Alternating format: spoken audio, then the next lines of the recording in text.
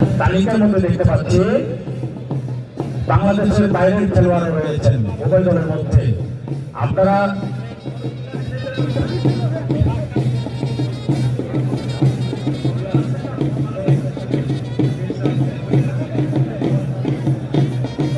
আমরা আনন্দের সঙ্গে ঘোষণা করছি, দর্শক বাইরের দৃশ্যে আকর্ষণ করছি, আপনারা সুন্দর একটা ফুটবল ম্যাচ উপভোগ করবেন। উভয় দলের মধ্যে আমরা বিদেশি খেলোয়াড়ের তালিকা দেখতে পাচ্ছি।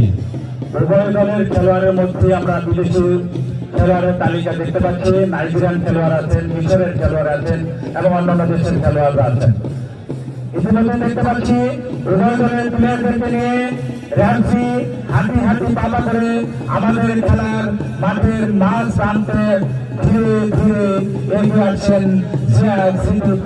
যা দেখতে পাই আন্তর্জাতিক ফুটবল টুর্নামেন্টে দেখতে পাই যে প্রত্যেকটা প্লেয়ারের হাত ধরে ছোট ছোট কোমলবতী শিশুরা ধরে নিয়েছে, স্বাগত জানায়। আজকে সেরূপ আমরা আজকে ফুটবল টুর্নামেন্টের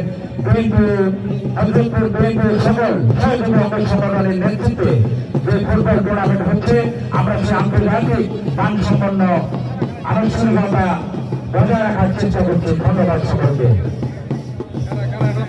দর্শক মন্ডলী, আমরা দেখতে পাচ্ছি দুইটি দল ইতিমধ্যে ন্যায়ের প্রতীক, ভালোবাসার প্রতীক বাচ্চাদের নিয়ে দাঁড়িয়ে গেছে। আমরা দেখতে পাচ্ছি এখানে দুইটি দল তাদের নিজস্ব পতাকা নিয়ে দণ্ডবান অবস্থায় রয়েছে। আর কিছুক্ষণের মধ্যেই আমাদের সেই ঐতিহাসিক ফুটবল টুর্নামেন্টের প্রথম ম্যাচ অনুষ্ঠিত হতে যাচ্ছে।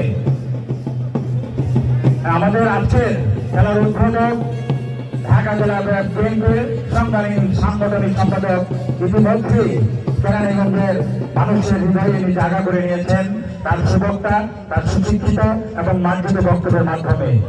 আমাদের মাঠে এখন আমি দেখতে পাচ্ছি খেলাটি উদ্বোধন করতে যাচ্ছেন ঢাকা জেলা বিএনপির সংগ্রামী সাংগঠনিক সম্পাদক আমাদের প্রিয় নেতা ব্যারিস্টার ইরফান ইবনে আমান অমি।